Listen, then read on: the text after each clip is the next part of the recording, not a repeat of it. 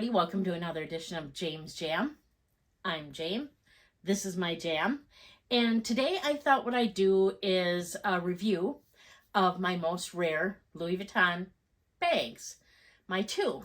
I've just gotten so much interest in my most recent reveal that I thought it might be interesting and helpful to go over my two rare Louis Vuitton bags and give you a little bit more info that I didn't give when I first unboxed these. So the one I'm referring to originally is, I just recently unboxed this bad boy.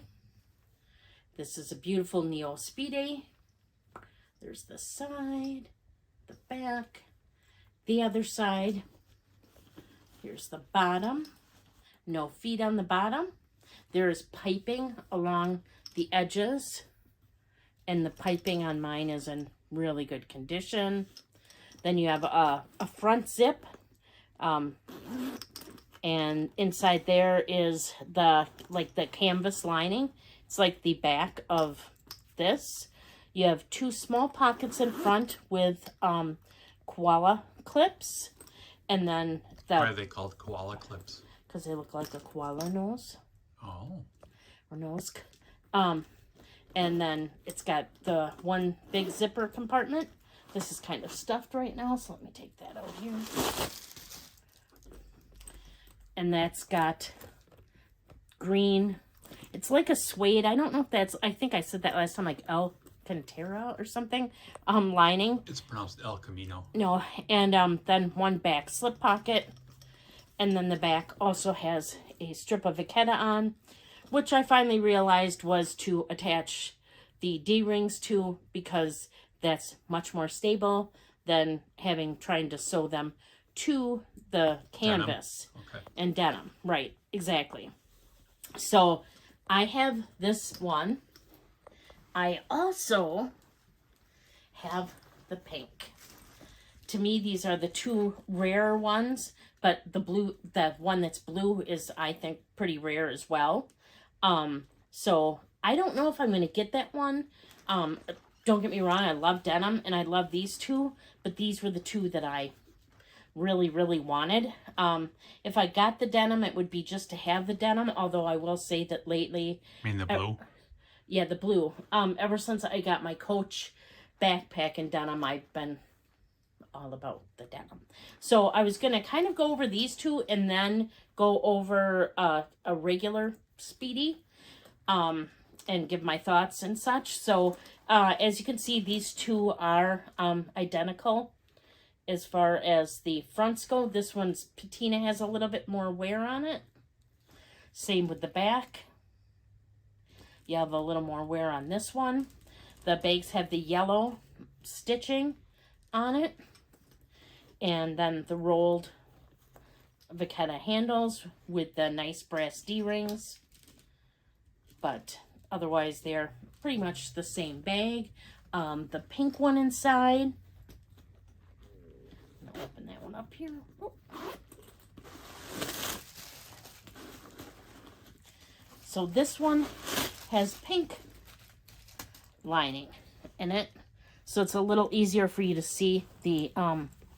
There's one big slip pocket, and then the Louis Vuitton here. This one's made in France.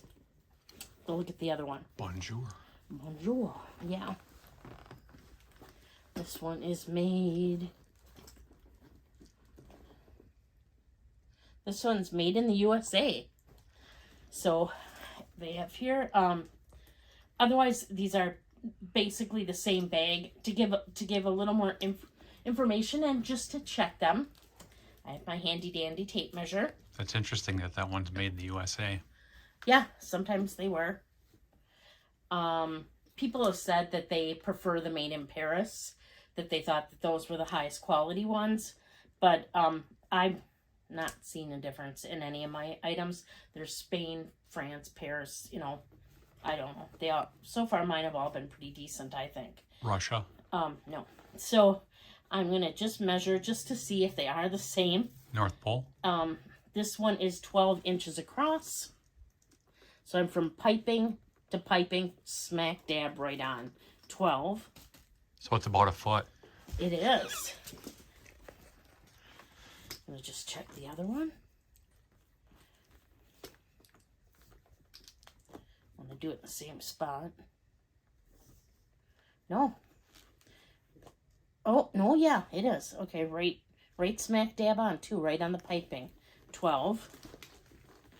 And I just wanted, one of the reasons I wanted to check that was, this does appear to have been pre-washed, the denim, to get the kind of worn look. And I almost wondered if anything, the dye would make the fabric shrink more, if a color makes a difference, and or if it makes a difference in the washing and drying process. Just curious. All right, so I'm going to go from top to bottom here. About 6.5, right on. Man, these have some pretty consistent measurements. Usually it's always like 6 and a little, or, you know, do that here. Yep, right about the same. Neither bag has feet. So I would say that they are pretty consistent. Let me check. Okay, checking the height's going to be a little bit different if I tried to do it from the front. It's pretty much impossible. These are extremely slouchy bags. I did have someone ask me if they were heavy or light. There's that word again. Right. I would say that, to me, they're pretty light. But there's some head on here, and denim is heavier than, like, some canvases. So I would say, I'm going to just pick up an all-leather bag once. Now, I'd say they're probably pretty comparable between the fabric. Like, this is a mainly leather bag that's really similar in size. I would say they're about the same. So, do I think they're heavy? Not really. But could some people think they're heavy? I would say yeah, especially if then you start loading these babies up, because they will fit a lot. So I thought what I'd do is just kind of show you what they're like compared to the Speedy 25. Because to me, this is the closest Speedy to these. And just to leave some fun eye candy out here, we'll go with the green again. So if we look at these here. Wait, the camera's not on me. How can there be eye candy? More than just you as eye candy. Okay. All right. So, got the same basic shape here. One on the left looks maybe a little taller. Maybe just because it's structured. It could definitely be. Because it's definitely not as long. And then, well, height-wise, you were kind of looking. Yeah. You could tell better than I probably can. Yeah. Yeah, this is the a little regular bigger. Speedy looks a little taller. Definitely bigger. Yep, I would say that. I would say, though, that this is harder to get into. The Speedy? Than the Neo Speedy. Because this baby just opens right up. I mean, it just wants to gobble up your stuff. Like, just put it all in there. And then, just to kind of give you an idea of, like, what fits. Like, here's a catch-all pouch. You could get that in here. I mean, that's not going to take up hardly any room whatsoever. Got, like, a little wallet here. Like, let's say that's a card holder. And then we'll just say this is the wallet. And then you could still fit, I usually have something for my change. And then I usually have a key clay in there. So I'm going to get those out here. Don't forget your taser. No. Then I also usually have a card holder. And then I usually put my reading glasses, sunglasses, and phone. And easily that would fit. I mean, there's so much room in room here. For snacks. You really do. You probably could put a water bottle in here. I wouldn't, but, I mean, you probably could. So, just a really, really roomy bag. So, I just kind of wanted to show everybody, give them a little bit more detail on these, in case you were thinking about looking at them. Isn't that called pulling the trigger? Yeah, in case you wanted to pull the trigger. Nice. But I just really, really like them. They're just so fun, right? Like the pink and the green. And they are made from, I guess I could address that. Now that I do a little bit of sewing, I'm more interested in things like that. And the bag is actually, they take just one big piece of fabric. And you can tell that because the LVs are all right side up on this side. And they're upside down on the back side. Then clearly you got another piece sewn here. Another piece sewn here. I was going to look at this. Just to look.